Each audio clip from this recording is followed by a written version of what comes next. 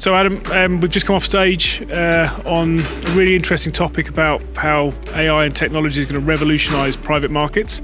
Just be really interested in what were some of your key takeaways and what did you think the audience's reaction was in some of the key topics we discussed? Yeah, I think in general, the audience was pretty surprised by just where we are today.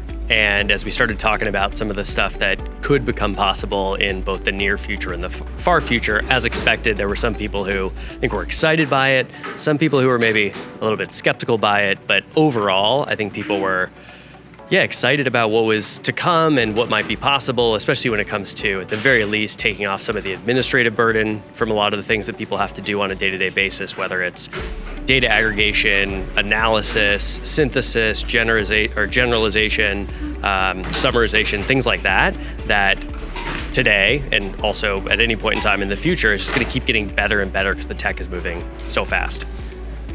One of the things I found most interesting is over 2 sessions, people kind of felt that things were 6, 9, 12 months away. But most of those topics we came back to was, no, it's here today and we need to be considering these things now. Is that something you've seen across a lot of these sessions that you do?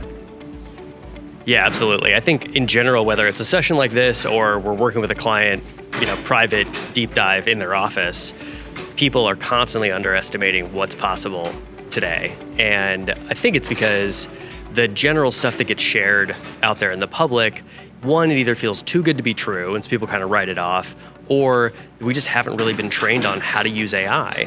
And it's really a new way of working, a new type of tool, a new type of technology that is different from anything that we've had before. And so I think it makes a lot of sense why people sort of underestimate it. But that being said, we've always, I think, underestimated what technology is going to be able to do over a longer period of time and overestimated what it's going to do in a short period of time. But I think back to when, I forget who it was, but they said, yeah, are we talking 2 quarters, 3 quarters next year? And I said, no, you could do that today. And he said, oh, my heart stopped. Yeah. So if you look at what you think the 2 or 3 key takeaways are, which of the areas you think are going to get the most change over the next few years in terms of private markets? I think the most change is going to come first at the back office level. I think that's where we're seeing a lot of people look to invest right now is how can I make my organization more efficient, and really taking a top to bottom look at where do we have people essentially just moving data between systems that we could offload to technology, whether it's AI or automation or something else. I think that's going to certainly happen first.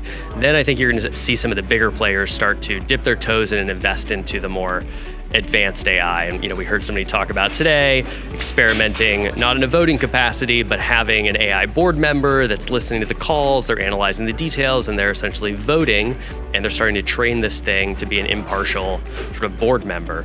So I think you'll start to see people take sort of more and more advanced approaches to doing these things. And then eventually I think the people who have a lot of data are going to see the value in having that, and will start to train their own AIs that maybe become future revenue opportunities or entirely new companies they decide to spin out on their own because they end up providing so much value that other companies just can't compete with who are not AI driven.